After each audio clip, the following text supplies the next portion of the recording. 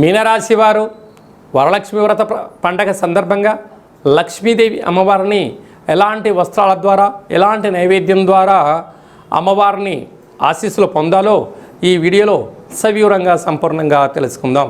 మీనరాశిలో ఏ నక్షత్రాలు వస్తాయనగా పూర్వాభాద్ర నక్షత్రంలోని చివరి పాదం 4వ పాదము, ఉత్తరాభాద్ర నక్షత్రంలోని 4 పాదాలు, రేవతి నక్షత్రంలో 4 పాదాలు కలిపితే మీనరాశి. రాశాధిపతి దేవగురు బృహస్పతి. రాశిలోనే శని భగవానుడు సంచారం చేయడము, ఏళ్లనాటి శని వీరికి మధ్యమ సంచార స్థితి ఉండడము, అనేక రకాలైనటువంటి సమస్యలతో, అనారోగ్య ఇబ్బందులు, ఆటంకాలతో సతమతమవుతూ ఉంటారు. కానీ కష్టపడి పనిచేయడం మీనరాశి వారి సొంతం. ధనం వస్తే, ఐశ్వర్యం వస్తే మా అందరి యొక్క యూనిటీతో సక్సెస్ అయ్యావు అంటారు. మీరు ఫెయిల్యూర్ అయితే ఇది నీ ఒక్కడి వల్లే అయిందని చెప్పి మీ మీద నిందలు వేయడానికి అనేక మంది